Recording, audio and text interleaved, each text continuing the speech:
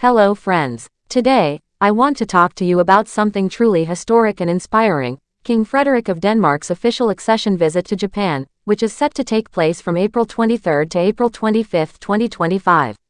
This isn't just a royal visit, it's a powerful moment in diplomacy, business, and international friendship. Now here's what makes this visit so special. King Frederik will be officially received by His Majesty the Emperor of Japan, a great honor that highlights the deep and respectful relationship between Denmark and Japan. But there's more to the story. This trip is symbolic, because back in 1987, when King Frederik was just crown prince, his very first official visit abroad was also to Japan. And now, nearly 4 decades later, he returns, not as crown prince, but as king. During this visit, King Frederik isn't going alone. He's leading a strong business delegation, aiming to promote Danish values in innovation, clean energy, food production, and healthcare. Joining him will be 3 key Danish ministers. Lars Løkke Rasmussen, Minister for Foreign Affairs. Jacob Jensen, Minister for Food, Agriculture, and Fisheries, and Morten Bodskov, Minister for Business. Together, they'll be working to strengthen economic diplomacy and create opportunities for deeper cooperation between Denmark and Japan. Let's not forget, Denmark and Japan have had diplomatic relations for over 158 years. That's a long-standing partnership, and in 2023, both countries agreed to a joint action plan to deepen that cooperation. This visit builds on that momentum in a powerful way. Now, let me walk you through the 3-day program. On Wednesday, April 23, the focus will be on innovation and health. It begins at 12 o'clock with the official opening of the Future Food Production Conference. Then at 2 p.m., there's a major event titled, The Future of Clean Energy. At 3:10 p.m., there's a life science seminar at Juntendo Hospital, one of Tokyo's prominent medical institutions.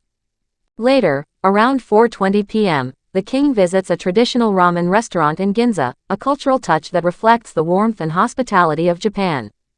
And to close the day, at 7 p.m., there's a reception at the Danish Embassy in Tokyo. Thursday, April 24th, is all about the World Expo 2025. At 11 a.m., there's a welcome reception at the World Expo site.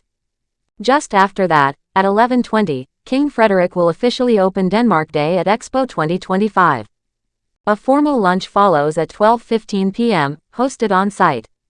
Then comes a guided tour of the Nordic Pavilion at 1:35 p.m., showcasing Scandinavian innovation. That's followed by a guided tour of the Japanese Pavilion at 2:10 p.m. And at 2:50 p.m., there will be a reception at the Nordic Pavilion, celebrating unity and collaboration between the Nordic countries and Japan.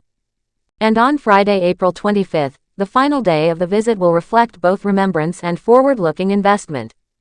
At 7:20 a.m., the day begins with a peaceful nature walk at Rikugian Garden. Then at 9:30 a.m., the king travels to Hiroshima, where he'll lay a wreath to honor the victims of the atomic bombing. At 9:45 a.m., he'll visit the Hiroshima Peace Memorial Museum, followed by a trip to the Orizuru Tower at 10:35 a.m. Later in the afternoon, at 4:30 p.m., there's a major investment conference in Tokyo, a key moment for Danish-Japanese economic cooperation. And finally, at 7:30 p.m., King Frederik will attend a formal dinner with the Emperor of Japan, marking the end of this deeply symbolic and strategic visit. It's also worth remembering that this isn't King Frederik's first time in Japan. Over the years, he and Queen Mary have visited Japan several times. One of their most meaningful trips was in 2017, when they led a cultural and economic delegation and visited Higashi Matsushima, a town that had been devastated by the 2011 tsunami. Their visit offered encouragement and support, and it left a lasting impact on the people there. So, what does all of this mean? This visit isn't just about tradition, it's about vision. It's about bringing 2 nations even closer together, through diplomacy, culture, and business. It's about building bridges that will benefit both Denmark and Japan for generations to come.